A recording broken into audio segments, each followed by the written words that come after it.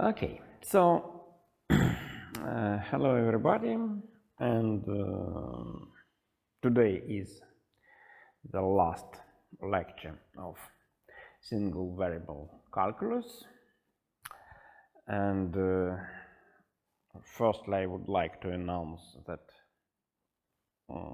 there is an actual final exam program on the site of our Department of Higher Mathematics.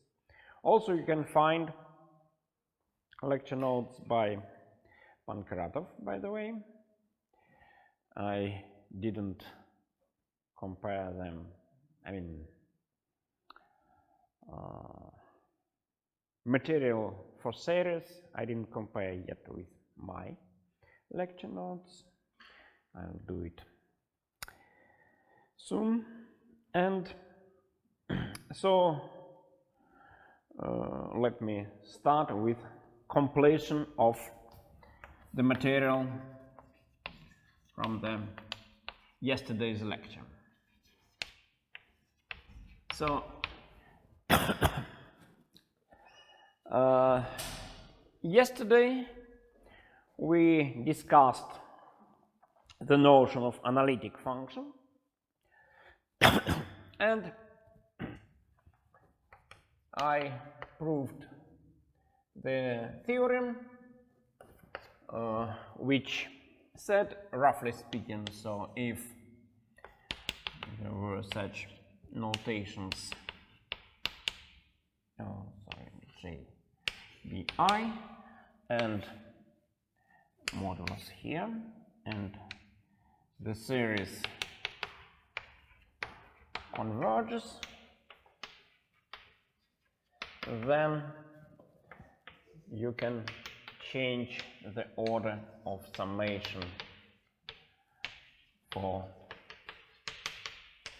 that double sequence. So now I will use that theorem to prove, so Theorem 2, that is Taylor's theorem for analytic functions. For the sake of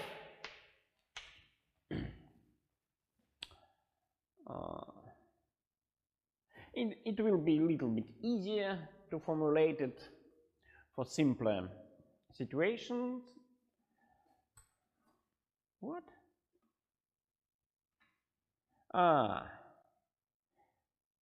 Yesterday Zoom was working, but it was different room. But I hope there is a record.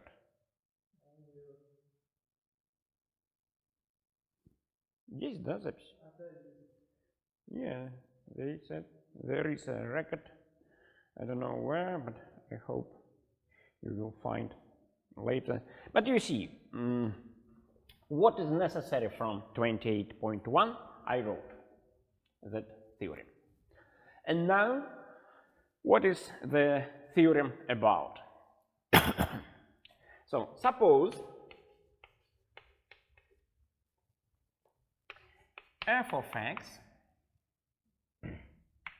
is analytic at 0. And what it means by definition, i.e. f of x equals to the sum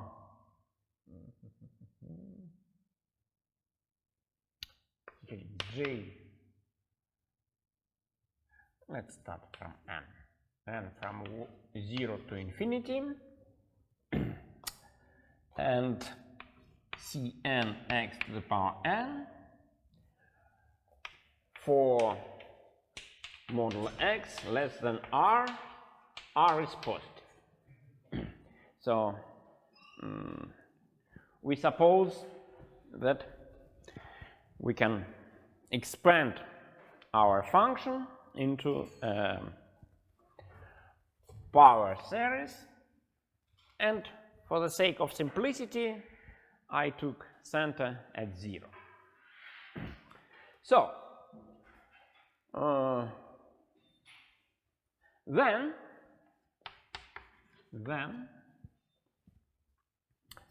f is analytic at any point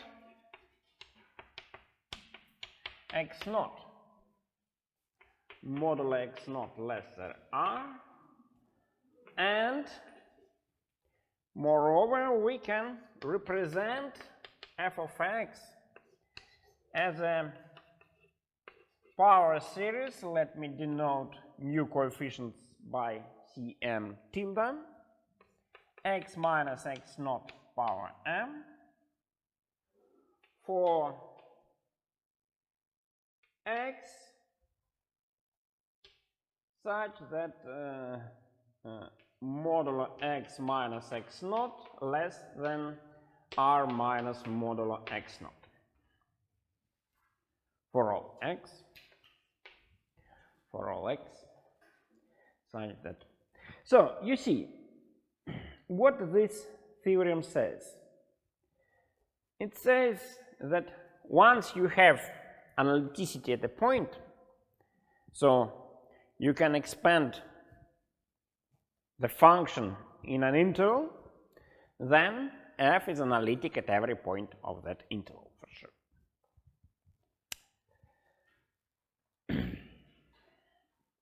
Okay, proof.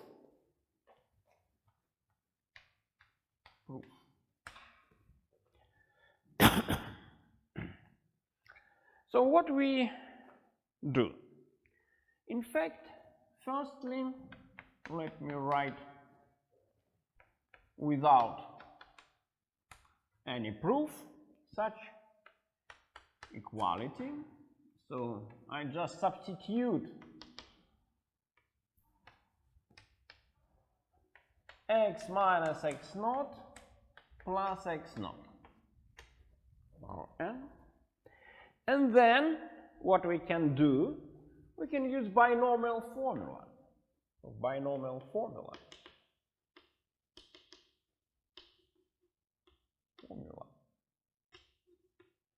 What binomial formula says, we can find an expansion. So let me write sum m from 0 up to n, binomial coefficient m, x minus x naught power m, x naught power n minus m. Okay, so, and now you see we have two sums, and we want to change the order of summation. And here you see, we cannot do it without any proof. Why? Because how many terms in second sum? N terms, right? And n is precisely index of summation. It means that although we have finitely many terms, right? But the number of those terms tends to infinity together with n, right? So it means we sums, we sums,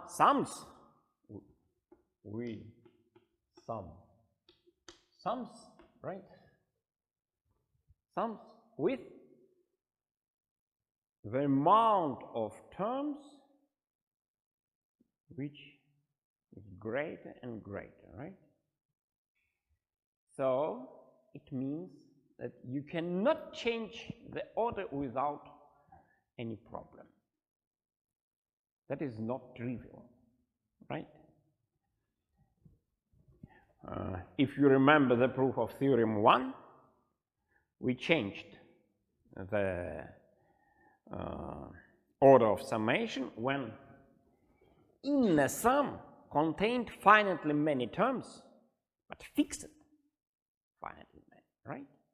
So imagine here another letter, not that one, right? Finitely many terms. Then no problem. But in the situation like here, we cannot change the order of summation. But fortunately, we have such a theorem, right? So, denote. Okay.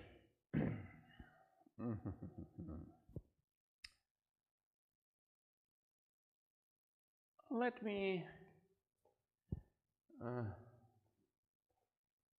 yeah, it's no problem. So NM here, IJ in theorem 1, but no problem. So ANM equals 2. So what is it? That is Cn times NM x minus x naught power m x naught power n minus m. When? For which case? When m varies from 0 up to n, and n varies from 0 up to infinity, right? So it means you see all those terms which appear here, right? And 0 otherwise. And what it means otherwise, m starts from n plus 1 up to infinity and arbitrary. So then, what is written here, I can continue. That is precisely sum n from 0 up to infinity, sum m from 0 up to infinity, a and m.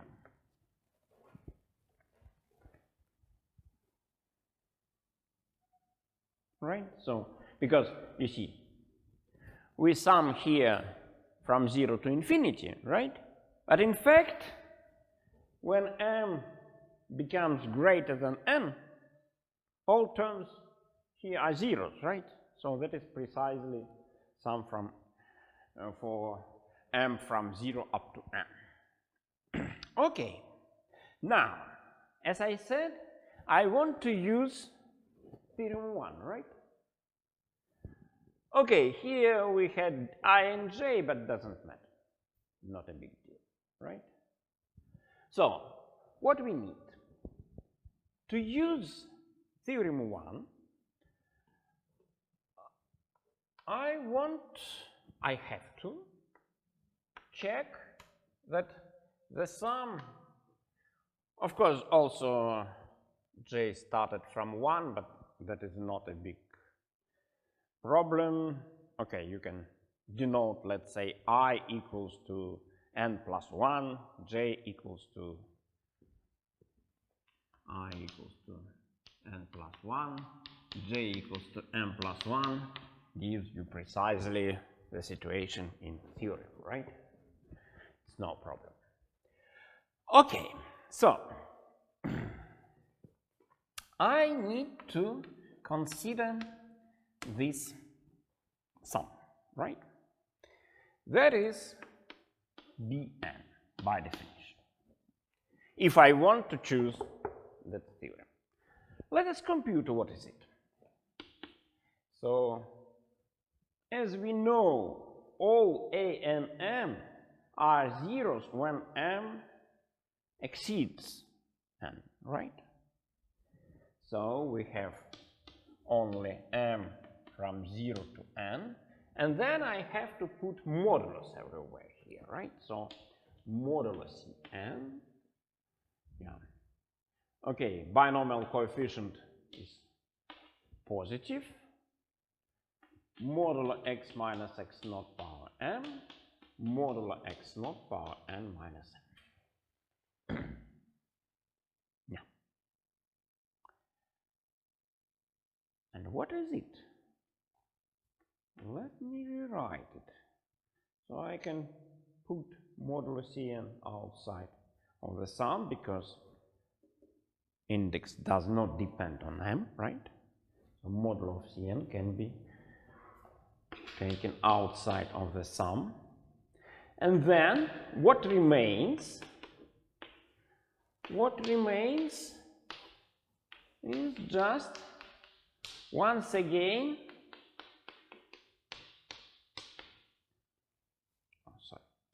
multiply. This sum is once again by binomial formula. Binomial formula can be rewritten as modulo x minus x naught power plus modulo x naught power n. Binomial formula, right? Sum of two terms, power n, is equal to precisely that sum. Okay, so now I know what is Bn, and the question is, if this series, let me write it,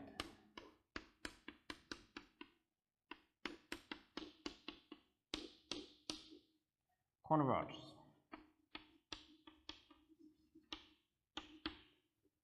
Is it converges or not, right? That is the question. So if it converges, then we can use Theorem 1. But look, what is it? That is this power series, right? And we put modulo everywhere, right? And instead of x, we substitute this expression, right? And we know by properties of power series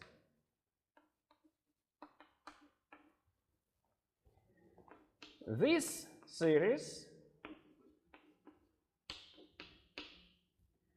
converges absolutely for all x inside the interval of convergence, right? We know power series converges absolutely inside the interval of convergence. Now, look, what means converges absolutely? It means when you put modulus, it converges, right? So when you put modulus, it converges for modulo x less than capital R, right? So it means, it follows that indeed, this is the case. This series converges for modulo x minus x naught plus modulo x naught less than R, right? Because, you see, in brackets, we have a number, right? Positive, not negative number, right? And we know if this number is less than capital R, then the series converges, right? Okay, so it means for such values of x, we can apply Theorem 1. What then Theorem 1 gives? Okay, in fact it gives that one. So Theorem 1 says that I can change the order of summation. M from 0 up to infinity, and from 0 up to infinity. AM. So Theorem 1 allows to change the order of summation. Great. Now, look. Let me recall. A and M are equal to 0 when? When M greater than N, right? So, M greater than N, then A and M is 0. That is by our definition. Now let's understand what it means. So it means here we sum up, right, all terms when index n varies from 0 up to infinity, right? But the first m indices gives us 0 terms, right? And it means that non-zero terms will start from m plus 1, right? And now I can substitute what they are. I'll substitute them. Cn and m, right? Then x minus x naught power m, x naught power n minus m. Good.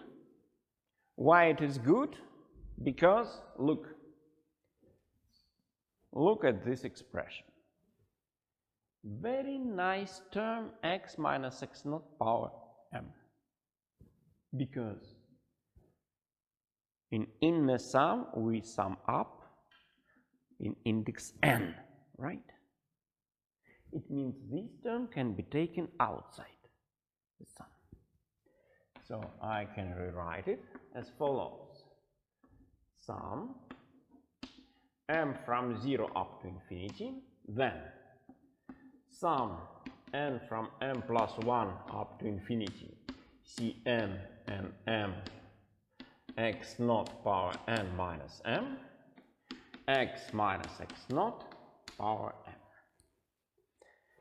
And now look, I can denote it by Cm tilde. For sure it converges because of theorem 1. All theorems are convergent, so you see we have precisely the expression which we wanted, right? And when it is valid for those values of x. Look, that is precisely what was written here, right? Modulo x minus x naught less than capital R minus modulo x naught. Theorem is proved. Theorem is proved, right? Okay. And remark.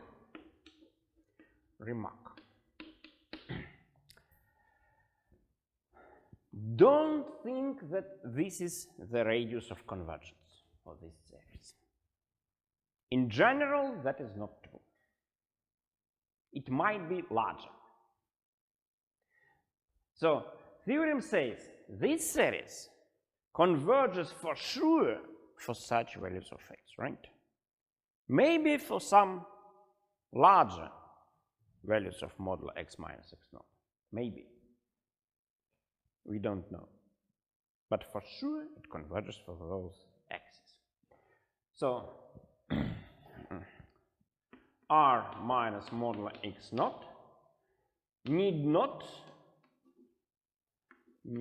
to be the radius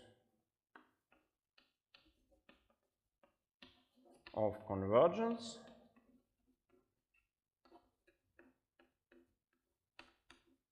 for this series Cm tilde x minus x naught power m, right? So the radius might be large. Okay, now let me give an example, very simple example, which shows how it may happen.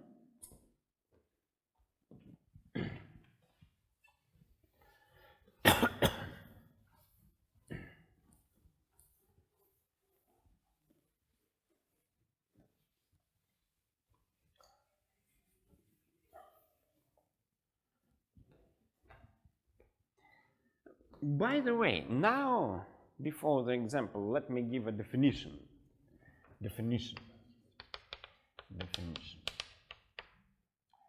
F is called analytic on an interval AB if it is analytic at any point of AB. So now, because of that Taylor's theorem, this definition has a good sense. What I mean, because firstly, when we said about analyticity at a point, right, we were talking about power series with center at that point, right? But here, when we say about analyticity on an interval, it turns out it doesn't matter which center you choose, right? Once you have analyticity, so you have a power series with center at a point, then for sure it is analytic at any point of that interval. So you can expand into the power series with center at another point. Okay, now example. Example 1. Let's consider a very simple function, 1 over 1 minus x. And we know it has very simple expansion, which is valid for x less than 1, right? So radius of convergence equals to 1, precisely. Okay, now let me choose x naught equals to minus 1/2. So it means that I want to expand now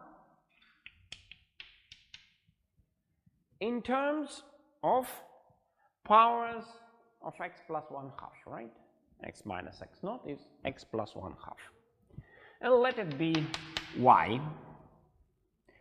It will be more convenient to find an expansion. So, how we may rewrite it? Look, x equals to y minus 1/2. Y minus 1/2, right? Because of this equality. Then, what is it? 1 over 3 over 2 minus y. Or I can take 3 over 2 outside. It means 2 over 3 times 1 over 1 minus 2 over 3 y.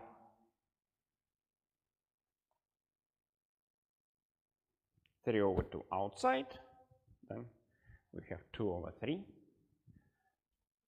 And, okay, once again, infinite geometric progression.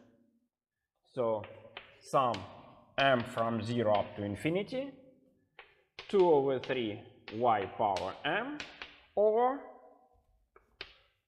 it looks like m from 0 up to infinity, 2 over 3 power m plus 1, these are coefficients, right, times y power m, or x plus 1/2 power m. Now, when this is true, look at this. When this is valid? That is valid when 2 over 3 y less than 1, right? Or modulo y less than 3 over 2. Or, let me rewrite it in terms of x.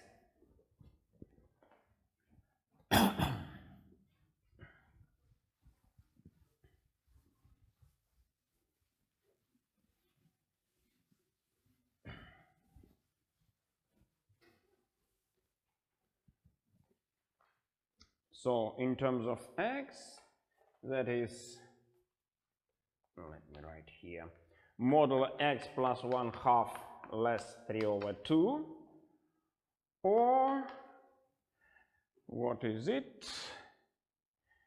I can rewrite minus 3/2 less x plus 1/2 less 3/2, or in fact equivalent, right? Everything is equivalent here.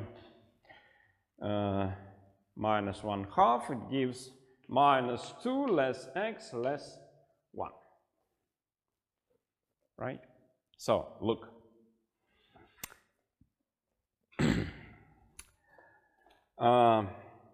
Theorem 2 says that this series star converges for x plus 1/2 less than r minus modulo x naught. What is 1 minus 1/2? 1/2, right? So let me draw the picture. So, the original series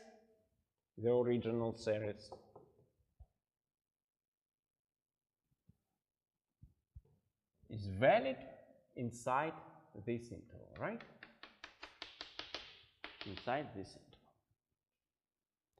Then we take the point minus 1/2. Theorem 2 guarantees that new series converges where? Here, right? Over there, right? But in reality, what happens when it converges? For x from minus 2 up to 1, right? Here it converges, right? So Theorem 2 guarantees convergence in this interval, but in reality it converges in such a large interval.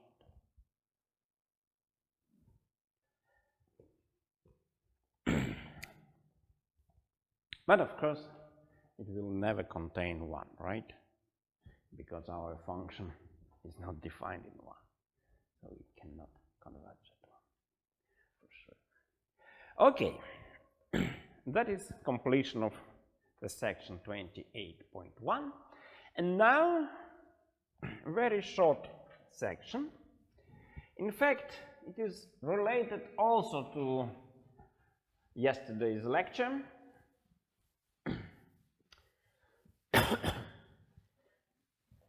But it is related to another topic. So, last section for this semester, 29.1, infinite products.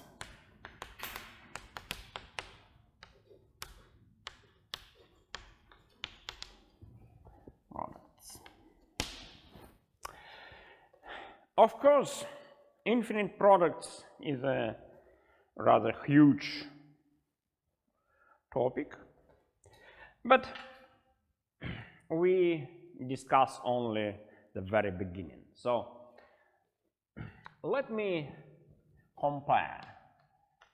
We had series, right? What are series? A1 plus A2 plus on, and we denote it by an, right? And what is it? The value of this series is limit of partial sums, where partial sums are sums of the first n terms, right? So series is infinite sum, or better to say, sum of infinitely many terms, right? Infinite products, also better to say product of infinitely many multipliers. So infinite products, what they are?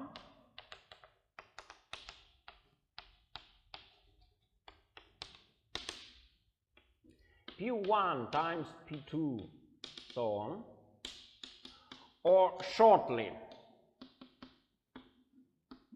Pn, right? And they are equal by definition limit of partial products. These are partial products. Partial products. Where Pn equals to P1 times P2 times so on times P. There is one difference which seems strange from the first glance. So, definition. Infinite product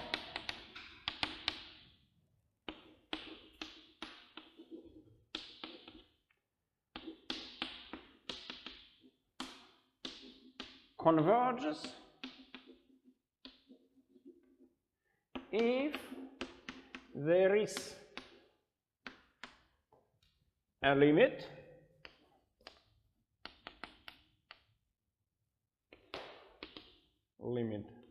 as n tends to infinity of Pn.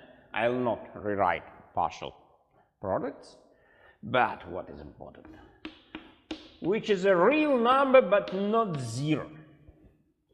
0 should be excluded. That seems rather strange, right? Why 0 limit is excluded? Okay, we'll see why. But firstly,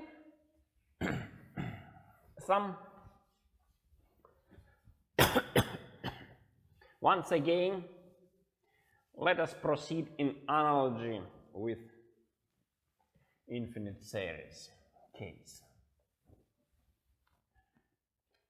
So, necessary condition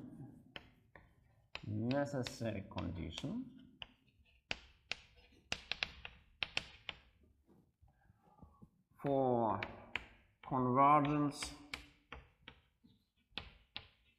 of series, or shortly term test, it is called term test. If the series converges, then limit is 0. That is just to recall, right? Now, how it was proved? Very nice proof was the following, right? So, proof. There exists limit, right, of Sn, right, equals to S, let's say. Then it is equal to the limit of a shifted sequence, right? Shifted sequence. And then what we can do, subtract, right? Then what we have about limit of An,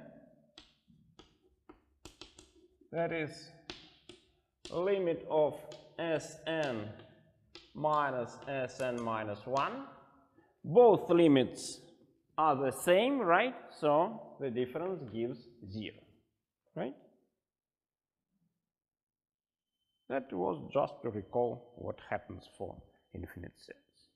And I forget to say, but I guess you know about offline way of writing exam. Yeah, okay. And I plan to give you 2 consultations before written exam and before oral exam as well.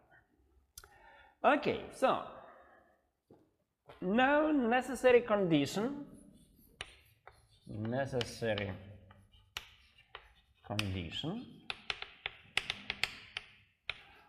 for convergence of products. Term test also. But of course, term test for products now, right? If product of Pn converges, then limit of Pn equals to 1. So, you know, for sums, 0 has a special role, right?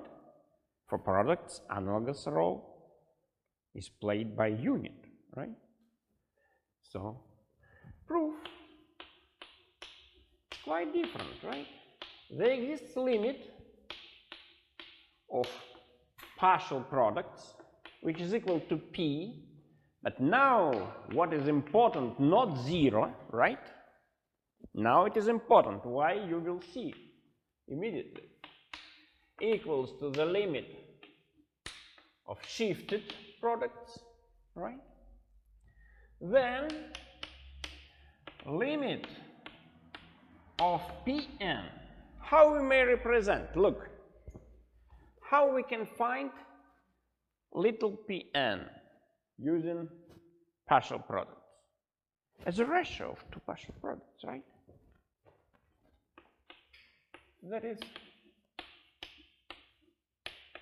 Pn, capital Pn over capital Pn minus 1, right? By the way, why it is not 0? Once a partial product is 0, right, then all other products are 0 as well. And the limit is 0. And we exclude 0. Right? So it means automatically we can divide. Moreover, limits are equal to P, which is not 0 again, right? So once again, we can take limits of both numerator and denominator. They are not 0, and we cancel them and obtain 1, right? So you see, very important supposition that capital P is not 0, right? That is why we exclude 0 from possible value of infinite product, right? And it means that now, from yesterday's lecture, completion of 27.1, there was product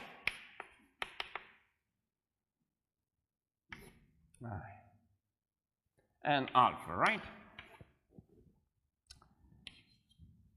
There was no infinity, right? But we considered partial products, right? And what we proved?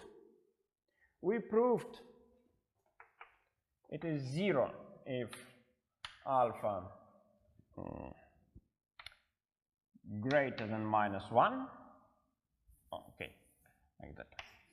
0 alpha greater than minus 1 and plus infinity alpha less than minus 1, right? Of course, here, yeah. But you see, I didn't formulate it explicitly. Yeah, but in fact, that is what was necessary for us. I mean, it was written limit of partial products equal to 0, right? I didn't write using words infinite products, right? But you see that what says this equality? it says that this, oh, sorry, I'm very sorry,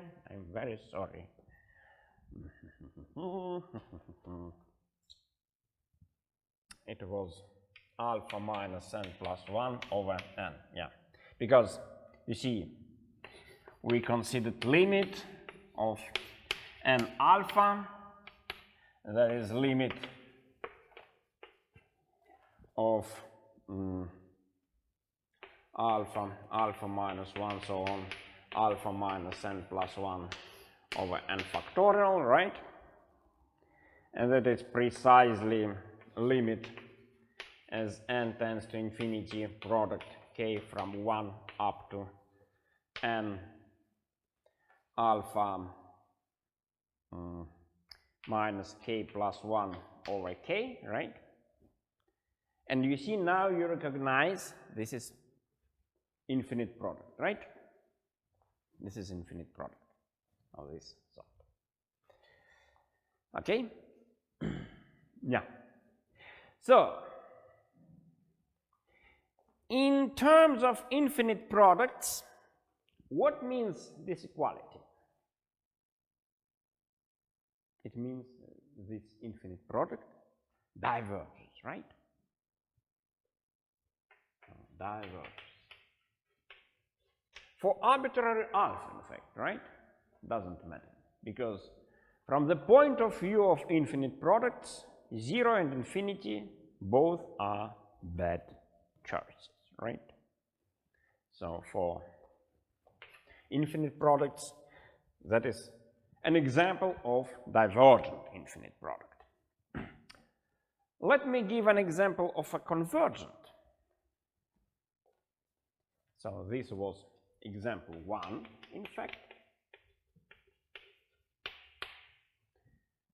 So this example is taken from the material of former lecture, and in fact this example is a motivation of including this section, just to show you in more general setting what is it, right? And example 2,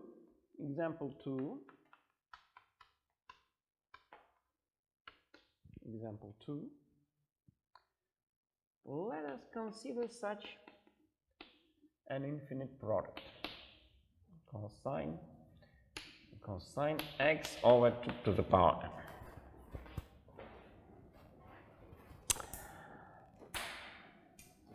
Look, so what are partial products here? Partial products k from 1 up to n, or maybe let me start from 0, I think. No, from 1. Yeah. Cosine x over 2 to the power k, right? Now look, how to compute this partial product? Let me write in more details. X over 2 times cosine x over 4, so on, times cosine x over 2 to the power n. How to compute it? There is very nice idea. Look, multiply by sine x over 2 to the power n and divide by the same expression. Of course, we should suppose this is not 0, right? Otherwise, it's impossible. Then what happens? Look, 1 over sine x over 2 to the power n times. Okay. Multiply cosine x over 2 to the power n times sine x over 2 to the power n. What do we obtain? That is 1/2, right? Then cosine x over 2, so on, times cosine x over 2 to the power n minus 1, right? And then sine x over 2 to the power n minus 1 because of sign of double argument, right? And then once again, right? So you see, roughly speaking, sine eats all cosines, right? Every time extra 2 appears, right? What will be at the very end? Look, every time 2 appears, right? So we started with 2 to the power n, right? Every time 1, 2 disappears, right? At the very end, cosine x over 2 times sine x over 2 gives 1/2 sine x, right? So we obtain sine x over 2 to the power n times sine x over 2 to the power n, right?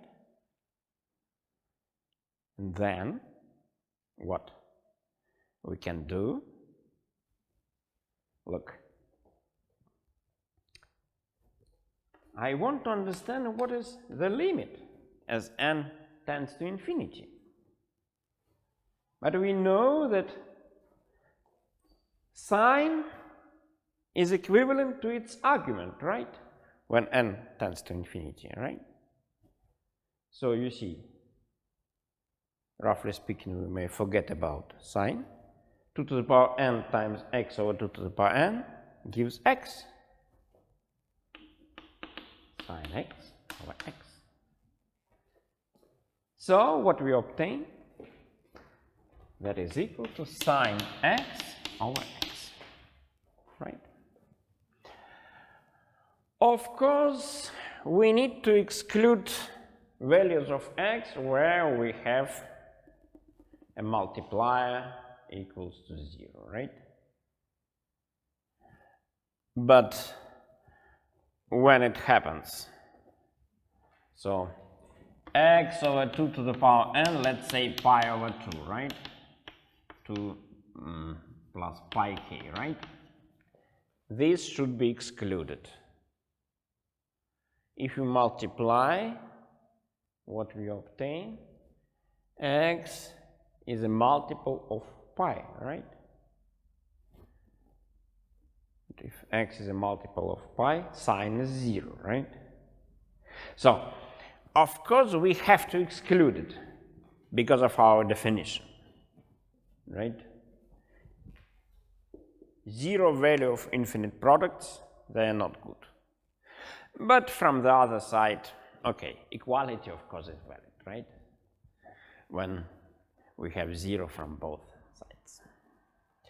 So we have a convergent infinite products when both sides are not equal to 0, right? It means when sine x is not 0. And for other cases, we have divergent infinite products, but nevertheless, equality is valid for all possible values of x. Okay, that is another example. Now, let me consider. So, you see, there is a strong analogy between series and infinite products. But moreover, it turns out there is a connection between them. But for that case, so let me erase everything.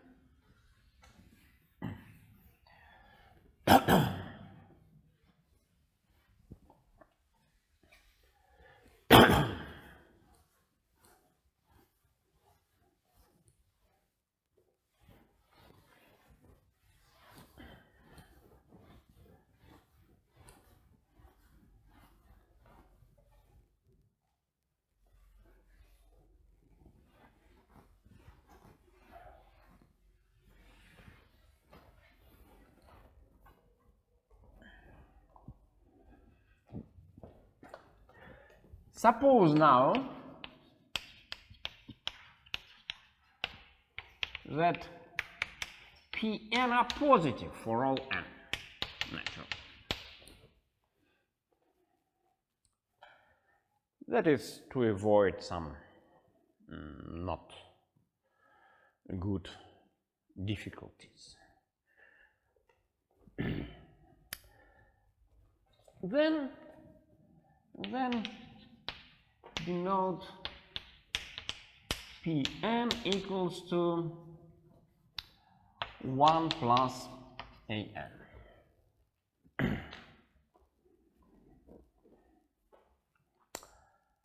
So let us, there is theorem or lemma. Okay, let it be theorem. Theorem 1. Theorem 1.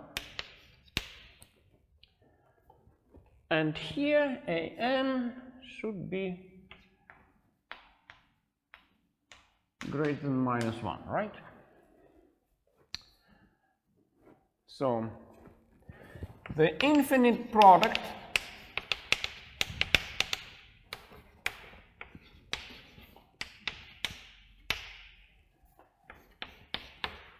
n from 1 up to infinity 1 plus An greater than -1 for all n natural converges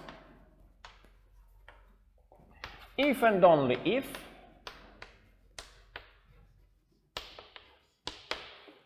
the series of logarithms converges. Proof is very easy. Proof. So, what means convergence of the infinite product? Converges,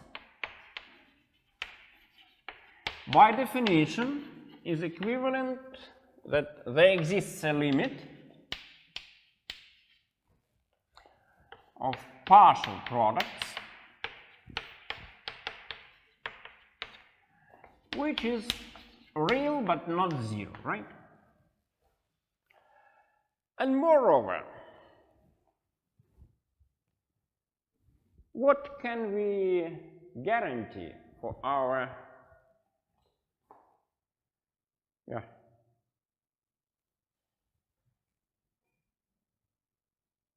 the schedule? It should be sent to you, no? I mean, when you have offline written and oral exam. Yeah, the only thing about precise time, it should be 3 o'clock as far as I remember, but it was written 2 o'clock p.m. So it will be 3 o'clock p.m. as I remember discussions with responsible persons. So look, all terms are positive, right? If we know the limit is real but not zero, all terms are positive, then products is positive as well, right?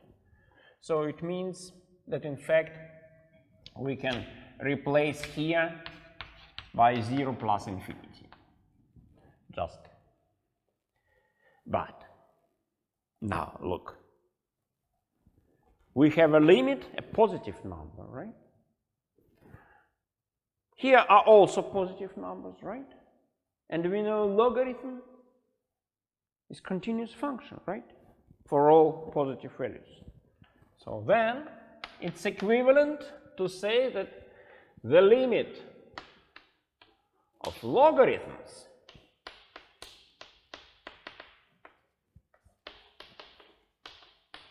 equals to, okay, it belongs to R, right? Logarithm of positive number is arbitrary real number, right? And what it means. Logarithm of product, finite product is sum of logarithms, right? So it means there exists a limit of sum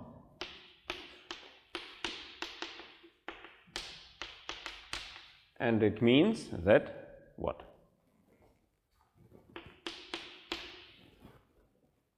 The series of logarithms converges, right? By definition.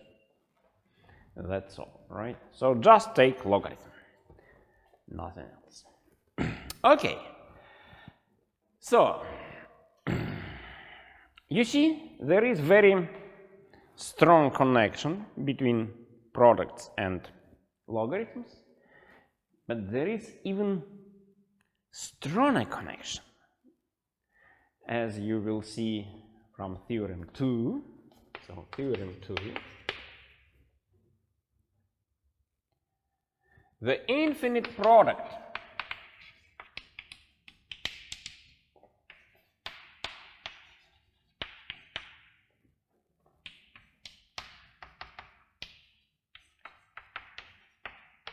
where O, A, N are greater than -1 for all n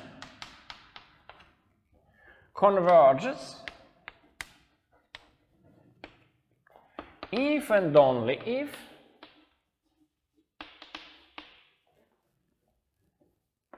the series n converges.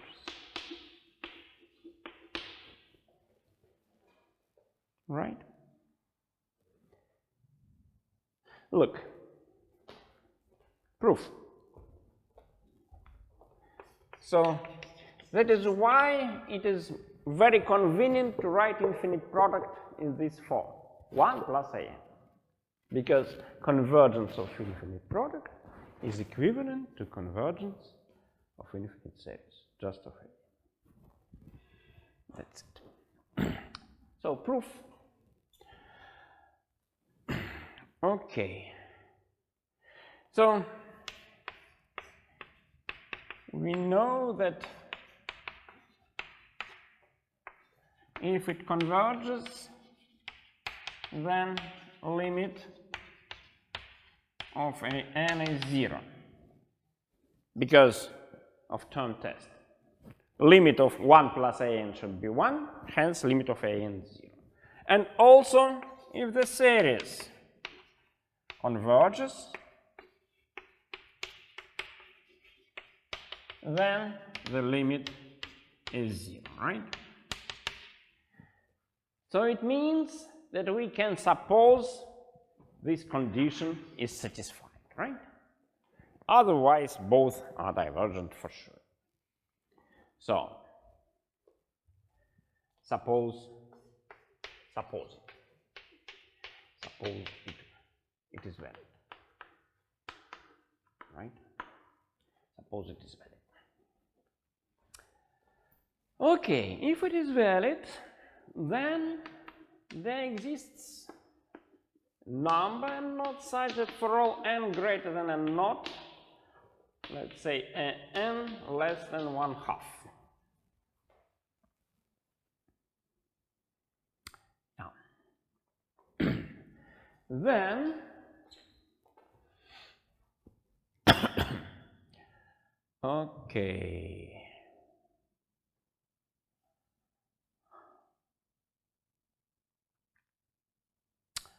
I need an inequality for logarithms.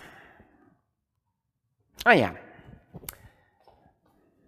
I'll write like that. Okay. Then, look. I know that the convergence of the infinite product is equivalent to the convergence of such a series, right? So I need to study the convergence of this series. Okay, so I'll write like that. 1 plus a n like that, 1 over a n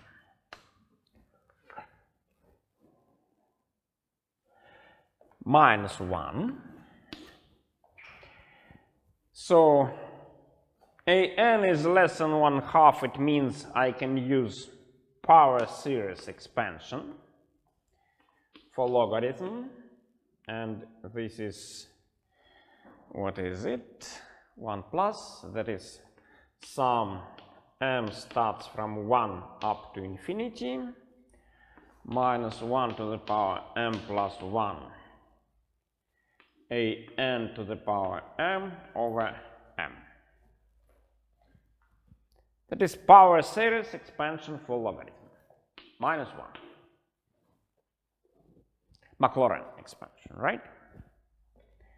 And I can do it because n less than 1/2. Okay. Yeah. Then let me write what is it. What is it? Look, for m equals to 1, what we have? We have an, right? An is here. Cancel. 1, cancel with this 1. So what remains? Only other terms which start from m equals to 2, right? M equals to 2. Here minus 1 to the power m plus 1. An now power m minus 1. We cancel 1 an over m. Okay? Let me estimate it like that. Very rough estimate. Less or equal sum m from 2 up to infinity modulo an less than 1/2. So 1 over 2 to the power m minus 1 times m. That is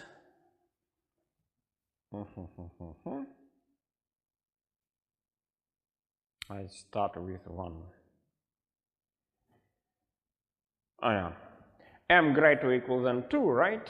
So less or equal than sum 1 over 2 to the power m. In fact, strictly less, of course, right? But that is not so important. And what is the sum? Precisely 1/2. The sum of infinite progression if we start with 1/4, right? The sum is equal to 1/2. And what we obtain then? Look, let me rewrite it. So logarithm 1 plus an minus an less than modulo an over 2, right? Yeah. And it means that I can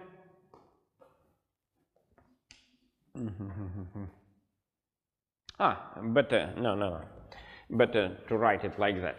Sorry, I'll write it like that. So logarithm 1 plus an over an is between, so the distance from 1 is less than 1/2, so it is between 3 over 2 and 1/2, right?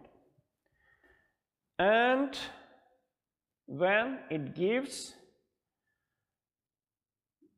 yeah, after multiplying an.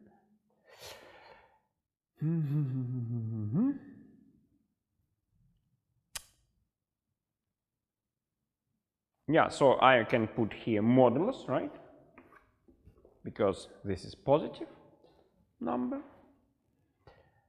And since it is between 1/2 and 3 over 2, right?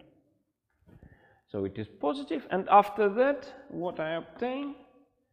That logarithm 1 plus an in modulus less than 3 over 2 modulo an is greater 1/2 modulo an.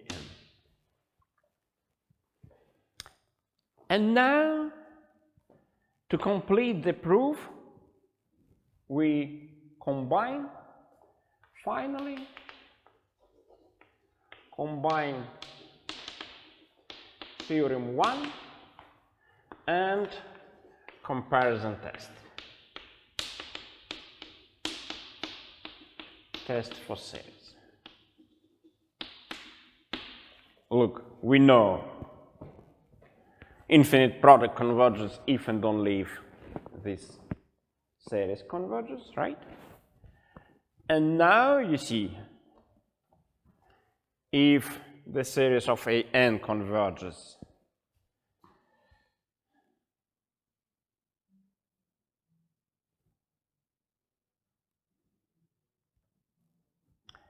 in fact, absolutely, right?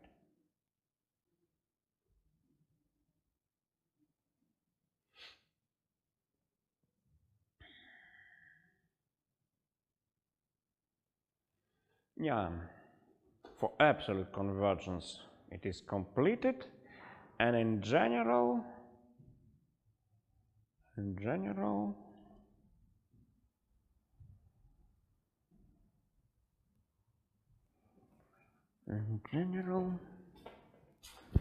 for convergence,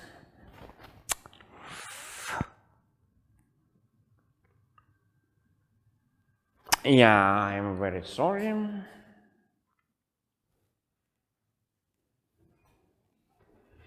Absolutely, I forget.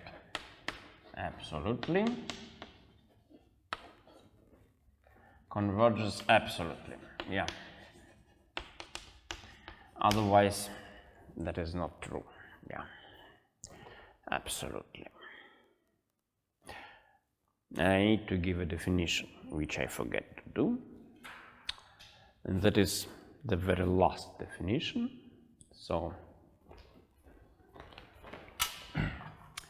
yeah.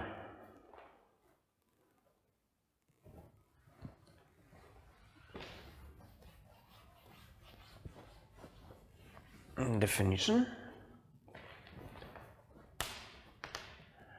Infinite product